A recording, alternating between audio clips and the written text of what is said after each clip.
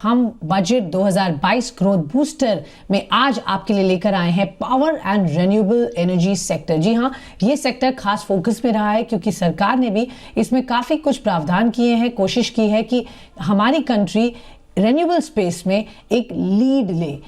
क्या है बजट से इस सेक्टर की विश लिस्ट, जानने की कोशिश करेंगे। इस वक्त मेरे साथ Rajeev Ranjan Mishra, chairman CII national committee on power and managing director Aprava limited. Sir बहुत बहुत धन्यवाद हमारे साथ जुड़ने के लिए। और दूसरे mister Sameer Gupta, chairman CII आत्मनिर्भर Bharat renewable energy manufacturing committee and chairman Jackson India. बहुत बहुत शुक्रिया आप दोनों का हमारे साथ शो में जुड़ने के लिए। जैसा हम बात कर रहे हैं, पावर सेक्टर बहुत ही इंपॉर्टेंट इमर्जिंग सेक्टर है कंट्री के लिए, और उसमें रिन्यूएबल पीस तो ऑब्वियसली ज़्यादातर फोकस में है, चाहे आप स्टेट लेवल पे बात करें या सेंट्रल लेवल पर। तो ये बताएं, सबसे पहले मैं आपसे शुरुआत करूंगी राजीव रंजन मिश्रा जी, किस तरीके की बजट एक्सपेक्टेशंस हैं इस बार आपको? देखिए, बहुत बहुत धन्यवाद मुझे बुलाने के लिए। पहले तो दो तीन चीजें कहना चाहूंगा कि हमारे सेक्टर में जो चेंजेस हुए हैं वो बड़े रेवोल्यूशनरी हैं, जिसको हम एनर्जी ट्रांजिशन और इस हमारी सरकार ने जो की है पर्टिकुलरली ग्लासगो में, और पिछले 10 सालों में जो चेंज आया है उससे हम सबों को बहुत खुश होना चाहिए। So we are very proud of that. वो पहली चीज है। दूसरी चीज है, जहां तक बजट की आती है, देयर आर 2-3 एरियाज में हम उसके बारे में सोचते हैं। पहले तो देखा जाए कि सेक्टर में फंडामेंटल चैलेंजेस क्या रह गए हैं और क्या हैं। तो उस एरिया में अगर सरकार जो भी कर सके, आइदर थ्रू द बजट और अदर पार्लियामेंट्री मींस, मेरे ख्याल से इंडस्ट्री के लिए बहुत अच्छा होगा। और वो क्या चीज है? वो पहली चीज ये है कि डिस्ट्रीब्यूशन कंपनीज जो हैं उनकी फाइनेंशियल चैलेंजेस अभी तक हैं, जैसा हमें पता है, and that causes large amount of receivables. और आपको पता है कि जो भी निवेशक हैं, अगर उन्हें अपने इन्वेस्टमेंट पे रिटर्न नहीं मिलता है तो that will act as a big drag on this sector. इस पे सेंट्रल गवर्नमेंट ने कई स्टेप्स ली हैं, जिसका कि हम स्वागत करते हैं, और इस बजट से भी हम कोशिश करेंगे, हमारी आशा रहेगी कि और किया जा सके।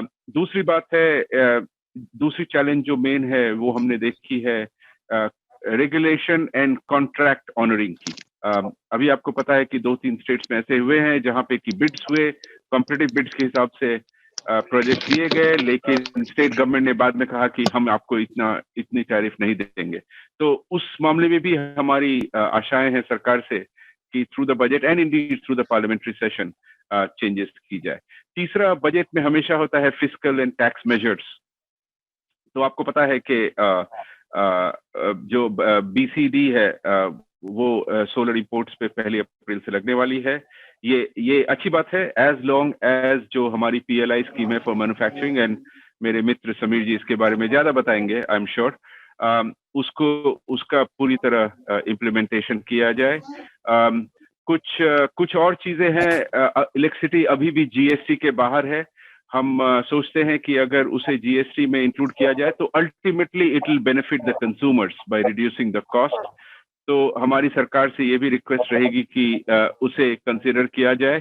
और कुछ और जो normal ease of doing business tax administration है, उस मामले में अगर the government continues it improve then that will be helpful. Okay, sure. तो आपने काफ़ी सारी बातें बताई जो सरकार को यहाँ देखनी चाहिए सेक्टर की ग्रोथ के लिए। समीर गुप्ता, मैं आपके पास आना चाहूँगी। आपसे पहले तो आपकी विश लिस्ट जानना चाहूँगी, स्पेशली रिन्यूएबल एनर्जी को आप लीड करते हैं, उस स्पेस में क्या देखना चाहते हैं सरकार, और क्या करे जिससे हम ग्रोथ देख पाएँ और कैपेसिटी एडिशन देख पाएँ रिन्यूएबल स्पेस में? So, जो राजीव जी ने बोला उसको I will just add to some points on that, particularly PLI का जो उन्होंने पॉइंट रेज करा। So I think PLI scheme, what has been introduced for RE it has got a very good response from all the stakeholders, and it gives a very strong message to people all around the world that India is very serious in their RE commitments. I think ये एक बहुत बड़ा positive है।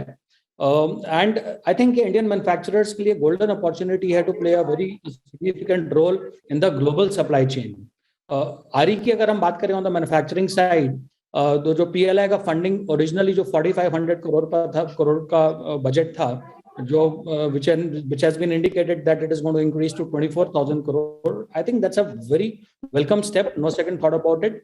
However, I think having said this, there needs to be a mechanism to ensure that participation of companies who could not participate in the earlier PLI scheme, because everybody thought it is going to be limited to 4,500 crore. That should be, there should be a mechanism that they are able to participate. That's what I think. Very clearly, entire world is looking at an alternate supply chain other to China. India currently is best position. PLI is going to help us get there. Government ने जो announce करा था, उसका budget was originally 4,500 odd crores, which there is an indication that they're going to increase to 24,000. This is indeed a welcome step. No second thought about it again. However, I think there needs to be a mechanism where certain companies who could not participate in the earlier scheme, they should also be able to participate in the new scheme when the enhancement happens from 4,500 crores to 24,000 crores. That's what I feel. Secondly, under PLI, I would also opine that other items of the value chain, which includes like manufacturing of glass, EVA, aluminum frames, cables, backsheets, solar cables, etc. उसके लिए भी हमें appropriate PLI scheme लेके आना चाहिए. That's what I would suggest. Yes, Rajiv, let me come to you, क्योंकि demand ये भी है कि customs duties on RE equipment such as batteries and electrolyzers को भी कम करना चाहिए. उस पर क्या कहेंगे आप? हम इसका भी इसको बहुत सपोर्ट करते हैं और हम ये करना चाहेंगे. आई थिंक अगर हम देश के हिसाब से देखें तो हुआ क्या कि we miss the bus on solar manufacturing in the first round. Now we are having to catch up. अगर हम ग्रीन हाइड्रोजन और इलेक्ट्रोलाइजर्स और इंडीड ईवी और बैटरीज की बात करें, एज ए नेशन हमको कोशिश ये करनी है कि हम दूसरी बार ये we don't miss the bus and that we are in the game from the get go. अगर हाइड्रोजन जिसके बारे में और ग्रीन हाइड्रोजन इन पर्टिकुलर पूरे विश्व की इतनी आशाएं हैं और भारत हमारे देश को भी इतनी आशाएं हैं, उसमें इलेक्ट्रोलाइजर की मेरे ख्याल से उसमें इंपोर्ट ड्यूटी कुछ 40% आती है. So I think if duties are reduced on that, then that will encourage manufacturing of this in our country and ensure that in the area of storage, whether they be in the form of batteries or indeed green hydrogen, we do not fall behind. Okay sure. तो यहाँ पर हमें catch up करना है जैसा आप कह रहे हैं. ओके आगे बढ़ते हैं. मिस्टर गुप्ता, आपके पास आना चाहूंगी. आपने कहा कि पीएलआई स्कीम की भी आपने बात की सर. मैं आपसे बस ये जानना चाहूंगी 80% एक्सेलरेटेड डेप्रिसिएशन जो सरकार ने बेनिफिट जो रीइंस्टेट करने की बात की सोलर इंडस्ट्री में, आपको लगता है ये डूएबल है?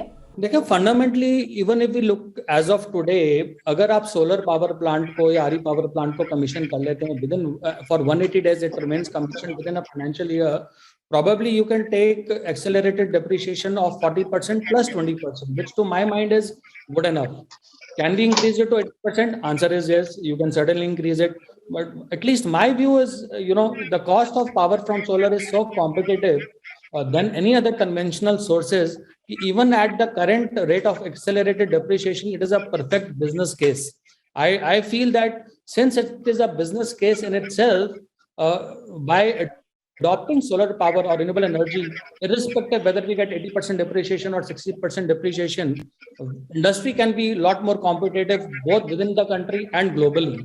So we must adopt it. That this should not be a big deterrent for us to adopt solar energy is my view. Okay sure. I think it's a fair point.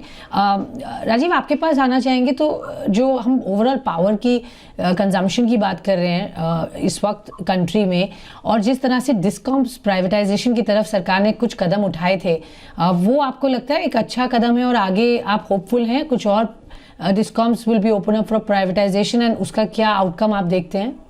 जी हाँ, ये first and foremost we are very supportive. जो central government की जो draft electricity bill है अभी तक unfortunately parliament represent नहीं हो पाई है, और उसमें इसका प्रावधान है it will also increase competition for the ultimate consumers. और सचमुच में अगर देखा जाए, इलेक्ट्रिसिटी इतनी पॉलिटिसाइज सेक्टर है कि लॉन्ग टर्म में प्राइवेटाइजेशन ही उसका अल्टीमेट सोल्यूशन है. Particularly privatization not as monopolies but privatization with competition. I think that will be the perfect mix. So we are very very supportive.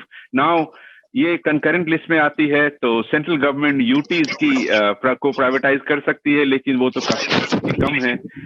Ultimately the state governments have to buy in it, and उसके लिए we are really only looking forward to the electricity bill. वो जल्दी से जल्दी parliament में present हो जाए और पास हो जाए, then that will open the ways for this to happen in more states. Okay, but बहुत सारे stranded gas based power projects हैं, उन पर आप क्या एक्सपेक्ट कर रहे हैं सरकार को? किस तरीके का रिवाइवल प्लान उन्हें इंप्लीमेंट करना चाहिए? ऑफ कोर्स इंटेंशन बहुत समय से है, but really not finding many takers. या एक्चुअली अगर मेरी कंपनी का भी एक गैस फायर्ड पावर प्लांट है और 20 साल से 25 साल से, और and that is one area where I have to say we all have are losing hope. देखिए, अगर if we take a step back, पूरी दुनिया में हम देखें, और समीर जी भी आई एम क्वाइट श्योर इसका समर्थन करेंगे, every country which is going through an energy transition has chosen what is popularly called a transition fuel. कि ओवरनाइट आप जा नहीं सकते तो कोल को बंद कीजिए, पहले एक ट्रांजिशन फ्यूल पे जाइए, टिपिकली वो गैस होती है, and then by that time battery storage together with solar and wind will take over the entire load. हमारे देश में प्रॉब्लम क्या है कि सारे स्टेट्स की, because of the politicisation of the sectors, वो एक ही चीज देखती हैं, which is the lowest cost. Now gas is an international commodity which is sold at international prices, and unfortunately therefore it is unlikely to be the lowest cost producer. उसके कई हमने potential solutions दिए हैं, जैसे अगर renewable purchase obligation होती है वैसे गैस परचेज ऑब्लिगेशन हो, टैक्सेस एंड ड्यूटीज कम हो। ये कोई रॉकेट साइंस नहीं है, it's a question of having carrots and sticks which makes gas fired power plant more affordable. But unfortunately मैं आपसे एग्री करता हूं कि अभी तक जितनी भी चीजें ट्राई की गई हैं, कोशिशें की गई हैं, वो सफल हुई नहीं है, और आगे भी क्या होगा ये कहना बड़ा मुश्किल है।